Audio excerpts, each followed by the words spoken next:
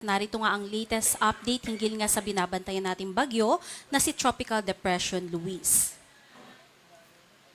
Si Tropical Depression Luis nga ay huling namataan sa layong 180 kilometers silangan ng Etiague, Isabela at sa kasalukuyan may taglay na lakas ng hangin na maabot ng 45 kilometers per hour malapit sa sentro nito at pagbugso naman na maabot hanggang 55 kilometers per hour at kumikilos nga yan ngayon pa-northward o pahilaga sa bilis na 15 kilometers per hour. Sa kasalukuyan, nagdadala na nga yan ng mga pag-ulan, especially sa malaking bahagi ng Luzon, at malalakas na hangin, particularly na nga dito sa may parte ng Aurora. Samantalang habagat naman ang siyang umiiral dito sa may bahagi ng Iloilo, Antique, Guimaras at Negros Occidental. At sa nakikita din po natin sa ating satellite, yung sentro po ni Bagyong Luis ay nandito sa karagatan, ngunit yung lokasyon ng kanyang makakapal na kaulapan ay nasa kanlurang bahagi.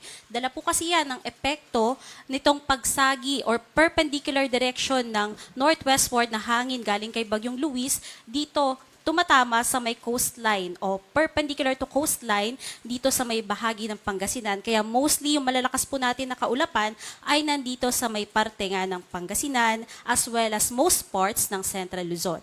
Samantala, meron naman tayong isa pang bagyo sa labas ng ating Philippine Area of Responsibility na may international name na si Typhoon Dolphin. At huli nga yung namataan sa layong 2,735 km east-northeast ng extreme northern Luzon. At may taglay na lakas ng hangin na maabot ng 155 km per hour malapit sa sentro at pagbugso pa na maabot hanggang 190 km per hour.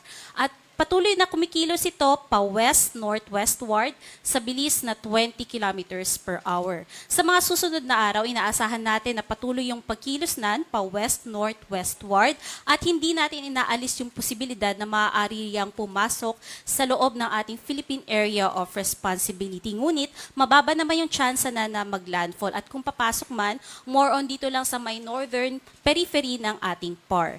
Ngunit, wala itong direktang epekto sa alimang bahagi ng ating bansa. Ngunit expect natin sa mga susunod na araw, pagkawala nga nitong si Bagyong Luis, ay maaari niyang i-intensify ang ating habagat. At base naman sa latest forecast track ng Pag-asa, inaasahan nga natin na ngayon, pa-northward yung takbo ng ating bagyo, pero sa mga susunod na oras, more on magno-northwestward na yung kanyang tatahaking direksyon. At hindi natin inaalis yung posibilidad ng paglandfall, particularly na nga sa pagitan ng Cagayan, Isabela area, mamayang gabi yan o bukas ng madaling araw. Pagsapit nga ng kinabukasan, nakikitaan na nga natin na yung recurving scenario nito o pagkilos nito pa northeastward dahil sa impluensya at interaksyon nito sa bagyo na si Tropical Cyclone Dolphin sa labas ng ating PAR. At inaasahan na nga natin na pagsapit ng Miyerkules ay posible na nga yung humina at maging isang low pressure area at o maging isang parte na nga ng trough ng bagyong Dolphin at maging parte ng lokasyon nito. At dahil nga po sa nakita natin na senaryo, nagtaas tayo ng wind signal number 1 dito sa may central and eastern portions ng Cagayan, Isabela, Quirino, eastern and southern portions ng Apayao, maging sa may eastern portion ng Kalinga. Kasama din dyan ang eastern portion ng Mountain Province, eastern portion ng Ifugao, at northern portion ng Aurora. Ngayon, ano bang i-expect natin sa paglakas ng hangin sa mga areas na may nakataas na wind signal? Base po sa ating impact-based forecast, inaasahan natin na yung mga areas under wind signal ay meron lamang minimal impact. Ibig sabihin ng minimal impact ay meron itong slight disruption sa ating day-to-day activities as well as minimum impact din sa ating mga kabahayan, transportasyon, maging sa ating mga pananim o agriculture sector, sa panganib din sa ating kaligtasan, maging sa ating mga telecommunication lines. At magtatagal nga po yan hanggang bukas na lamang dahil pagsapit ng Wednesday, magiging low pressure area na lang yan. Kaya wala na tayong ina-expect starting Wednesday onwards sa alimang bahagi ng ating bansa. Ngunit yung pinag-uusapan po natin doon na minimal impact lang ay yung epekto ng hangin. How about naman yung epekto ng mga pag-ulan? Ngayong araw nga, ang buong Luzon ay makararanas ng epekto ng ating binabantayan na bagyo. Ngunit pinakamalakas dito sa may area ng Pangasinan kung saan naabot ng more than 102 more than 200 millimeters. Samantalang 100 to 200 millimeters naman ang i-expect natin sa may La Union, Zambales, Tarlac at Bataan.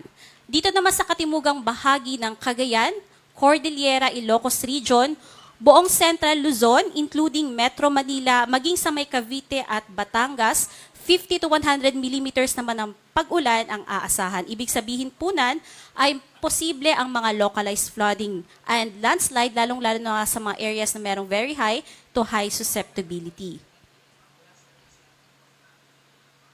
Pagsapit naman po ng bukas ng tanghali hanggang sa Miyerkules ng tanghali, ay nakita na nga natin na dahil paumpisa na yun ng paglayo nitong si Bagyong Luis, kaya medyo nabawasan na yung areas na merong significant rains dito sa may Cordillera, maging sa may parte ng Cagayan. Ngunit patuloy pa rin sa malaking bahagi ng Central Luzon, at malalakas pa rin yung na-expect natin dito sa may western section ng Central Luzon and some parts ng Northern Luzon, including La Union, Pangasinan, Zambales, Tarlac, Bataan, at dito sa may Occidental Mindoro naman, epekto na yan ng paglakas na din ng ating habagat.